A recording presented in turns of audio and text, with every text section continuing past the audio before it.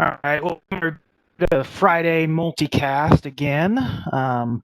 This week, talking about Cisco DNA Spaces, which has been a pretty hot topic lately. Actually, Lance and I were just talking about that. It's gaining a lot of ground. For a lot of our customers and a lot of users around the world, COVID has been a hot topic, obviously, the last 6 or 7 months.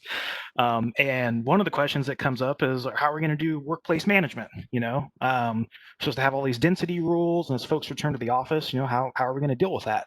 And that's only one of the many use cases we'll talk about today with spaces. But to kind of get started here,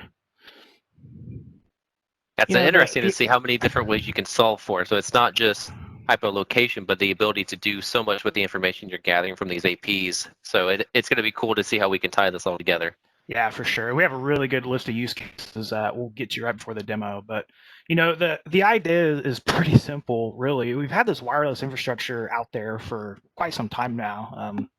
Most folks have had good wireless infrastructure for 10 plus years now, or at least some wireless infrastructure, maybe not good. But the gist is, what else can we do with that data? And I truly think there's use cases under every silo, and we'll cover them. But we can use these access points as sensors, right? They know how many devices and how many folks are in a building or on a campus. We can take that a step further and partner that with our IoT partners and other third-party vendors and leverage the information we have from just our wireless network and turn that into business outcomes for our marketing and operations and facilities teams. And that's really what we're trying to cover here. We talk about digitizing space. You'll see these three words come up a whole lot. See, act, and extend. And the idea with see is that we want visibility, right? We want to see how many visitors are coming on site, how many unique visitors, are they repeat visitors? What kind of customers are they? If we have a loyalty app, for our business and the customer has that on their phone, are they a VIP level member? If so, maybe we want to take some action on that. And that's the act piece, right? We have this information. Let's act on it. Let's send, trigger an API in some third-party application, or send a text message to somebody that's on staff, or send a captive portal to that end user, or using Firehose APIs, maybe send a message back into that loyalty application. And then extend, that's the partner application, getting that partner ecosystem in there, not just your customer applications, but extending with other partners, which we'll cover here in a minute. Slide, but I like it because it really kind of helps capture everything we're talking about here. So let's start at the bottom, because this is the hardware we have today, right? Cisco Meraki APs, Meraki MV cameras you may have deployed on site, WebEx room kits, or DX80 desk sets. We can take information from all of those and pull it into DNA Spaces and leverage it. Obviously, just talking about those parts and pieces with Spaces, we get a nice dashboard, we get data, we get all sorts of applications within that Spaces dashboard. And, we'll cover those in detail in the demo. But also with our IoT partners, we can start leveraging other sources of information, asset tags, RFID tags, BLE beacons. There's all sorts of different use cases outside of just people with their iPhones and Android phones. There's lots of other use cases for input into Spaces. Then once we have the information in there, we can also work with other app partners like MazeMap and Stanley you see on the left there. MazeMap is one I love to touch on. Lance, you've been to Cisco Live before, right? Yeah. Did you ever use the wayfinding functionality in the Cisco Live app? Did they have that the year you were there? They didn't have the actual the guideline to get you there, but they did show you based off the map where your class would be. So at least I knew where I needed to head to. So now with wayfinding, we can actually give you dare I say, turn-by-turn directions within a building on how to find a lecture room or classroom or something. Stanley is really common in the hospital space, right? For patient tracking, or they do like newborn infant tracking, things of that nature. And there's a whole host of other app partners there. I won't go into all of them, but you get the gist, right? We can integrate with a lot of different partners, a lot of different enterprise systems if you run SAP or Salesforce. So Spaces is the thing I'm really trying to get across here is that Spaces is really open. And what we'll show you in the demo today is only a small subset of what we can truly do with it once we start partnering with these third-party apps. Yeah, I like how it truly expands use cases from rather than just what we're used to seeing about connectivity and then just usage in a room, but the ability to actually open up your environment and start. When I was talking with a customer one time, I said, it's about time that we started getting more than just connectivity with our wireless environment. Why can't we get analytics and then make business decisions off those analytics to really justify other people than just IT? Maybe, for instances, a location that's got some type of gallery and you want to know how often people go there. Like, instead of just saying, yeah, I give Wi-Fi there, why don't you actually be able to provide information to that unit? It says, hey, the average time that somebody's there is a few minutes. Are you expecting them to stay 10 minutes, 15 minutes? You want to look at the path that most of those people are taking. Are they following it correctly? So it just opens up the ability to do so much more than rather than just throw an AP up and, all right, yeah, we have Wi-Fi. So it's awesome to see we can pull in so many different ways to help with whatever you're trying to solve for. Yeah, and Cisco's had CMX and MSE for quite a while. We acquired July Systems a while back, and Spaces is really kind of the brainchild of all those pulled together, right? With CMX, MSE, we could pull up a floor plan and see users on that map, but how useful is that info? I mean, there are use cases for it, and we could set up some triggers and stuff, but Spaces is let's say the easy button to getting good actionable info to your business units. And it's really kind of founded on 4 silos here that I like to touch on. Simplify, scale, standardize, and support. And we'll touch on each of these in these coming slides here. You may have a combination of Cisco and Meraki wireless access points. You may have other systems feeding into DNA Spaces, from that real busy techie slide we had earlier.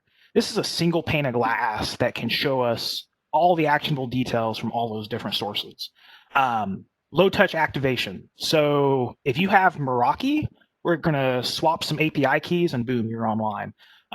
If you have an on-prem deployment, we can do that with the DNA Spaces connector. It's a VM that we drop on site that connects to your wireless LAN controllers and gets that info up into the DNA Spaces cloud.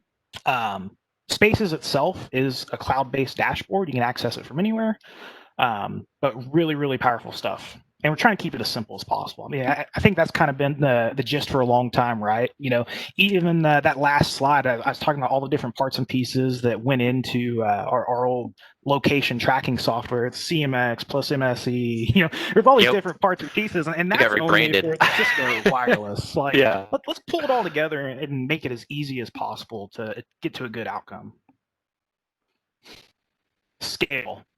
I love talking about this slide because as engineers, right? I never want to be the first one to deploy anything. I'm not a beta tester, right?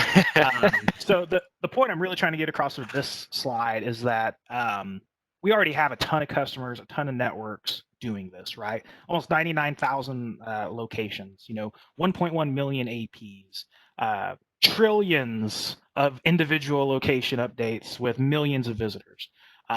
So truly, this is a product that has been around for a while. It's not something brand new, but I think it's something that a lot more folks are interested in as of late. Yeah.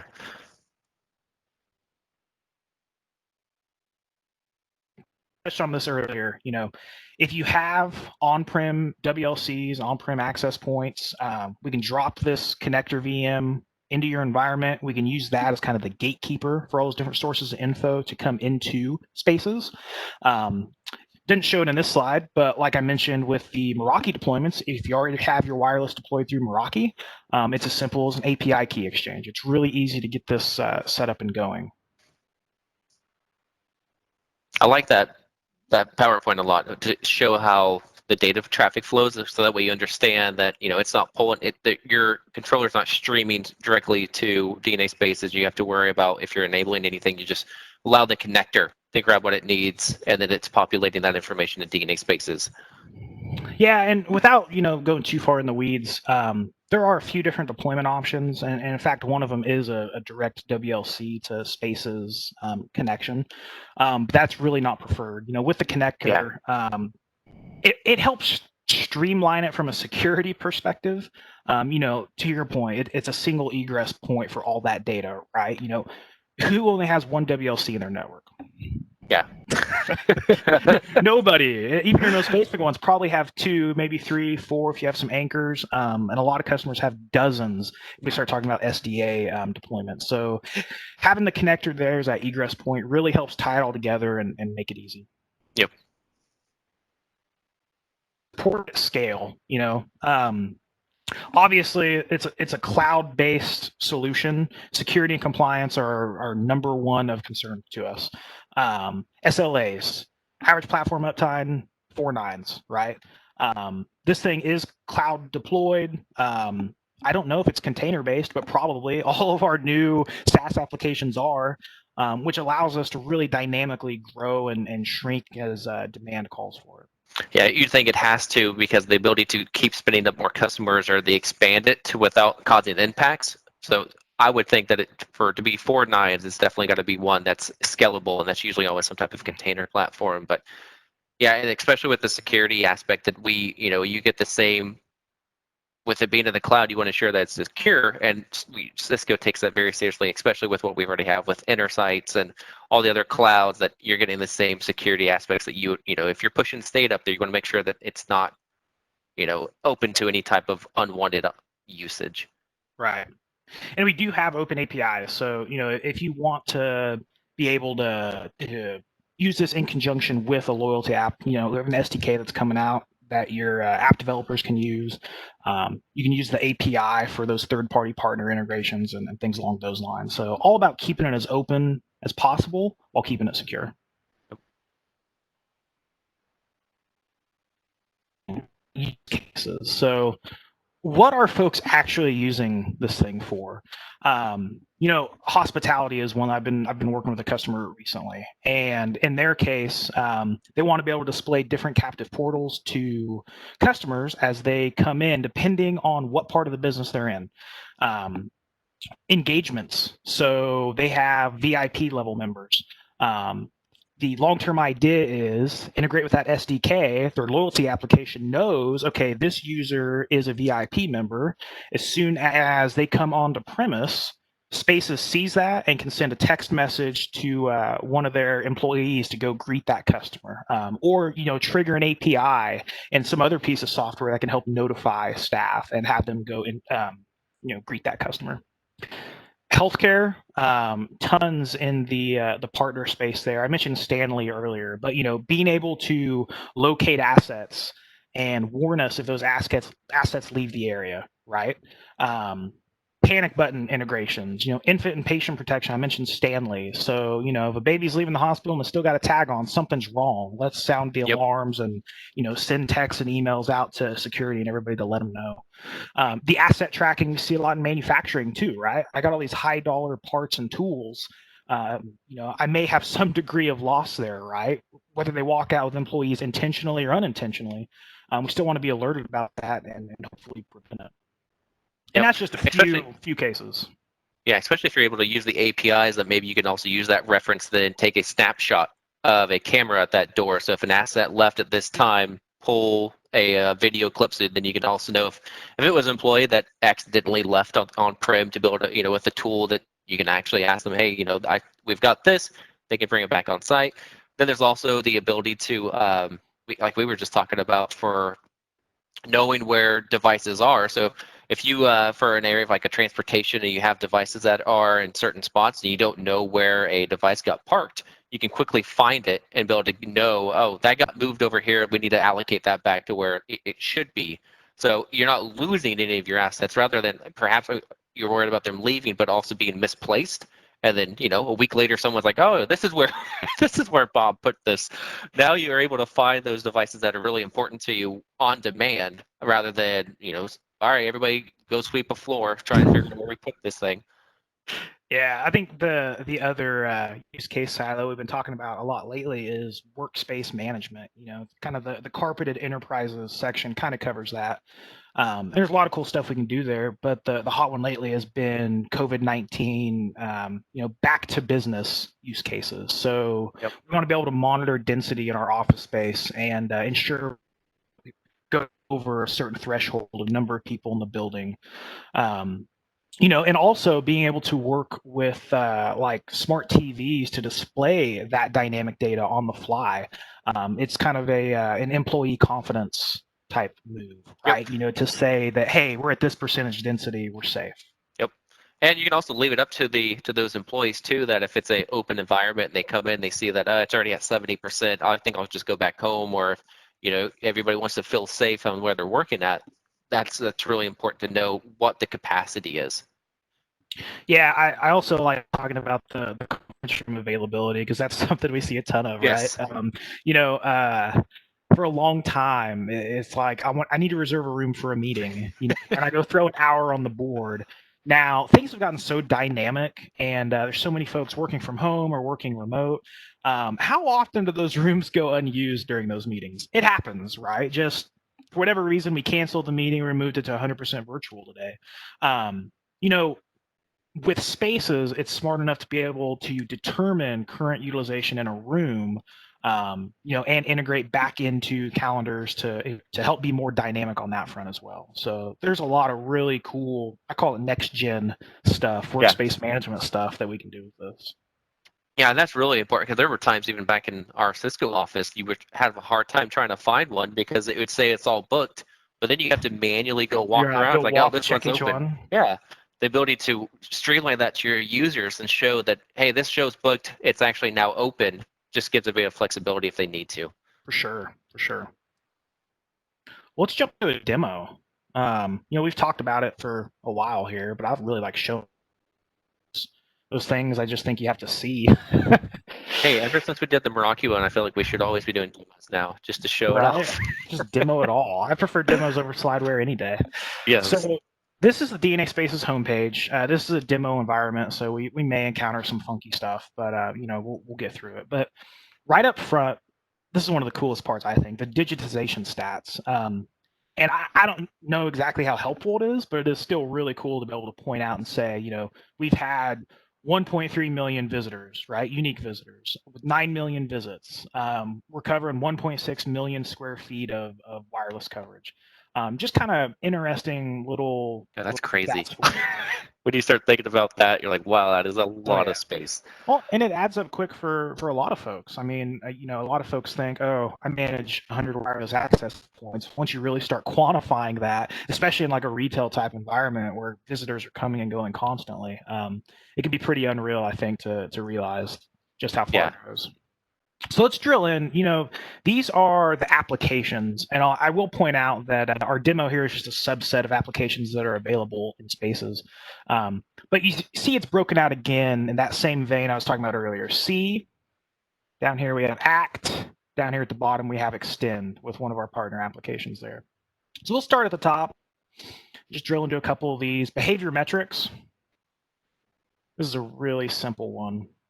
I want to point out, dashboards are all customizable. You can do custom dashboards if there's specific graphs that you think some folks will find more useful. You can drill in on specific locations or specific months. And with the custom dashboards, you can go further, right? I want to look at it on a week by week or a day by day basis. There's a lot of customization you can do here. Visit duration. Marketing teams love information like that, right? Like, okay, for everybody that comes, what's the average amount of time they spend in our space? That's really important for retail and hospitality. Visit frequency across locations. I really like the little bit more visit duration info there. Distribution, hour a day distribution.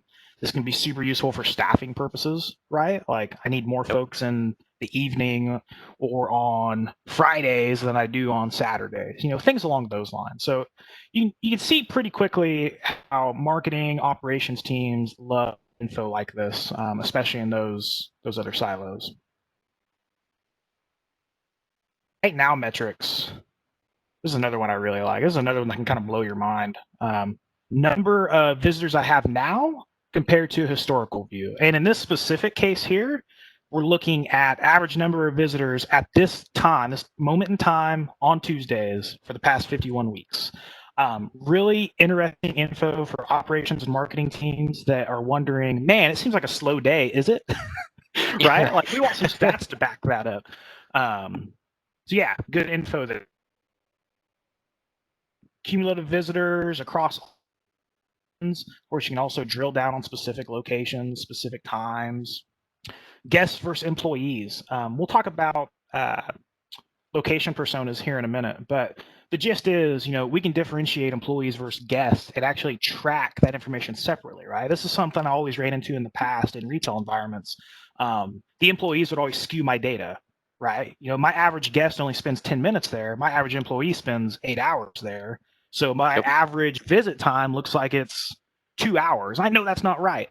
We can actually peel apart that grilled cheese, separate those users into 2 separate groups, and treat them separately for the purposes of reporting. First time versus repeat visitors, another useful stat. I also really like the map here, which is zoomed in way too far on me.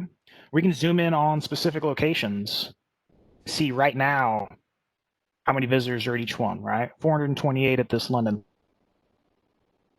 203 in my Amsterdam site. So kind of a nice, pretty visual, right? Everybody loves pretty visuals. We don't have any cameras set up today, so we won't drill into that. But know that you can pull Meraki MV cameras into this, and also use that for people counting, which is just another good source of information. Open roaming, I won't drill into too far. This is actually a fairly new feature I've only recently learned about. Not sure if you'd heard about it yet, Lance, but Cisco, along with some other industry leaders, are looking to federate some Wi-Fi 6 networks to make onboarding to those networks more popular. You think about like hospitality chains and companies like, is it Boingo that does wireless like airports and stuff?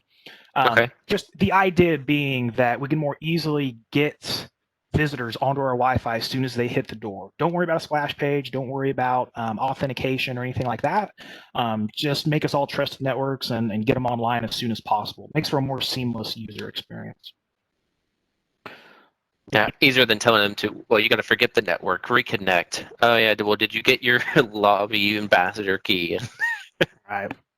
We can get really into the nitty gritty on location analytics. And again, we can filter by locations, filter by SSIDs, change up dates, see, graphically dwell time breakdowns.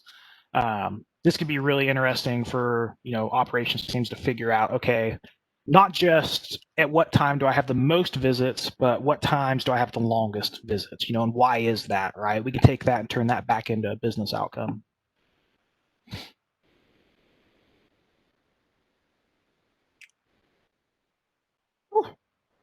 The last one I like to drill in on before we get to the cool COVID stuff is the detect and locate. Talked about CMX and MSE before is I want to see users on a map. Show me that, right? Yep.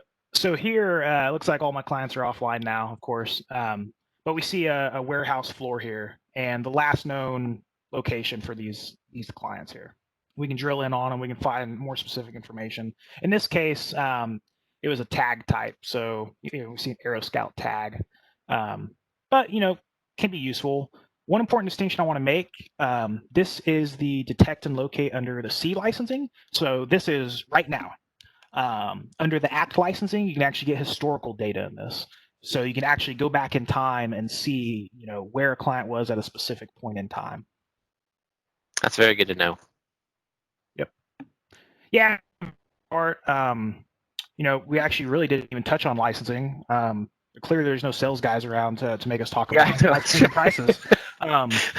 But the majority of our customers end up looking at the ACT licensing, which is the top tier, and that's a lot of the features we're getting ready to dive into. But you'll see why in just a second. That's where we can really start doing cool stuff with the customer engagements. Last thing I want to talk about is the impact analysis. About this from a COVID-19 perspective, but I think this has a lot of other really cool use cases. But the idea is that I want to compare my number of visits and my visit duration between now and another point in history. So if you think about it from a COVID-19 impact, right? Like since I reopened the doors on, let's say, maybe May 1st, depending on what state you're in, May 1st to May 30th, how do visits from those times compare to January 1st to January 31st, right? We can see, in this particular case, there was a decline in visits, but an increase in visit duration. Another use case for this I think is really neat is for marketing teams, right? So let's say I sent an offer out to 1,000 customers. Well, I want to know during that week that offer was going out, did our visit count or visit duration change before? We can easily come in here and do a comparison like that and get really good data about how effective a marketing campaign was. Yep.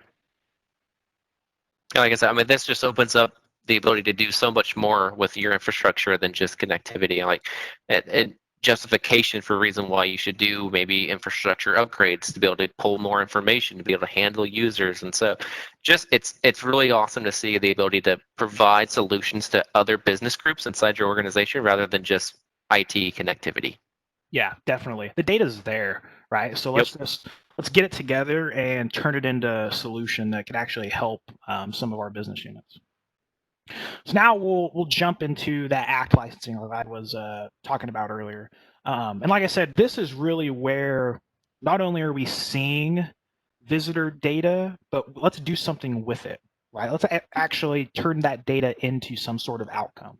The first thing I want to talk about is captive portals. And if you're anything like I was when I first saw that Spaces covered captive portals, my first question was, why do I care? Like my Meraki dashboard can do a captive portal.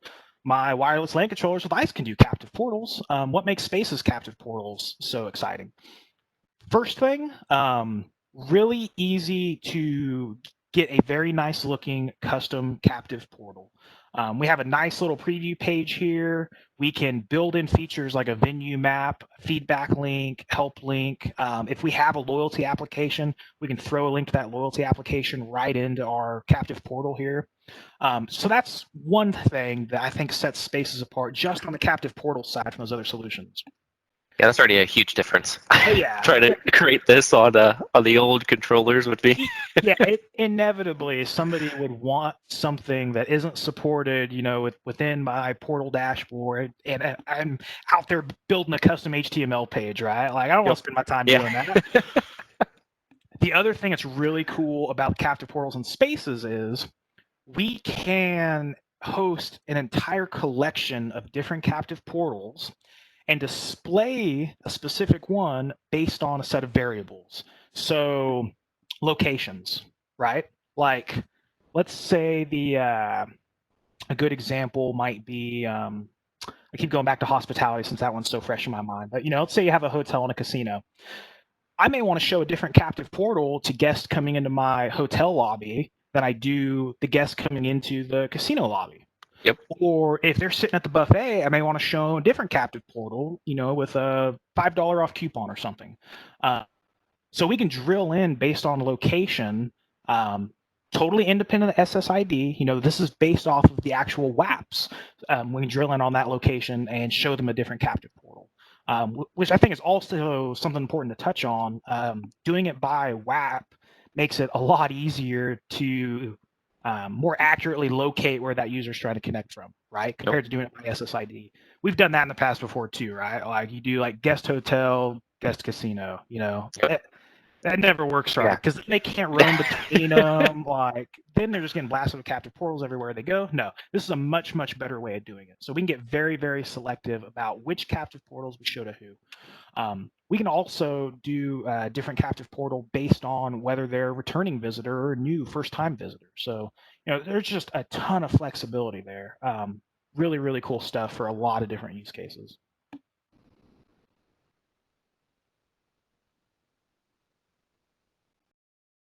I love portals in spaces. Yeah, so smart. Considering how hard it used to be to try and do that, and like you said, it was more for SSIDs rather than a location of areas, and so that is nice.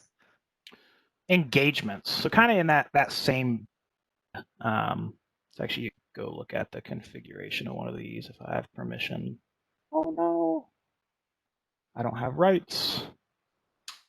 The idea behind engagements is I have a specific user. Maybe I want to trigger an API somewhere when I see that user come on site, or maybe when I see them leave the location, right? So let's say you're in retail.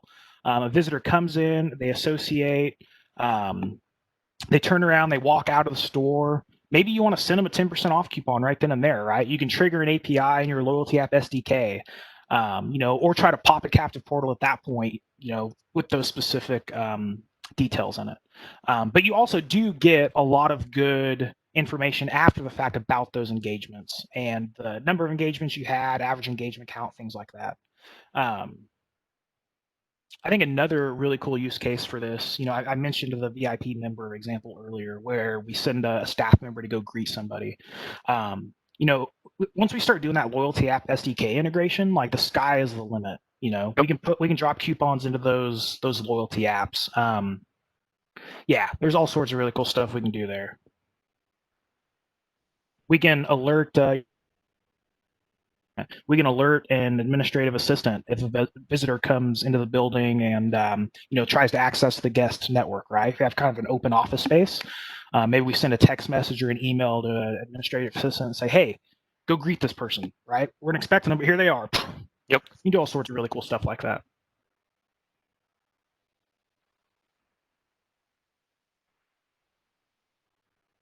Location personas. So we were talking about guests versus employees earlier. The idea behind a location persona is we can, to some degree, label a visitor without knowing really anything about them, right? Without putting a face to a name, we can figure out, clearly this is an employee device because they came in the employee entrance, right? Or their average visit duration is greater than 4 hours. We can use location personas to actually classify those users and then get those specific statistics on those specific types of users.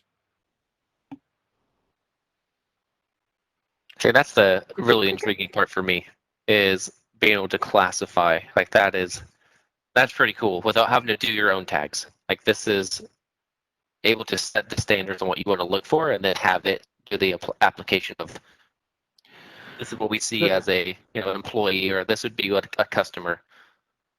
Yeah, this is always the hardest part of any sort of application like this where we're trying to identify users, right? Like how do we go about doing that?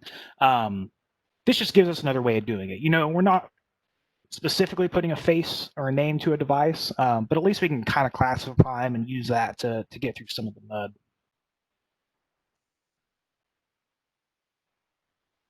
All right. And then the last one I'll show off today, asset locator. So, we were talking about tagged assets, tools or parts, maybe manufacturing environment, or, tools in a hospital environment. Here we have, mobile phones that are handed out to the nurses as an example. Using this, we can drop right into a map view. Let's see if we have any live in our map view today. Oh, we do. Going on hotel.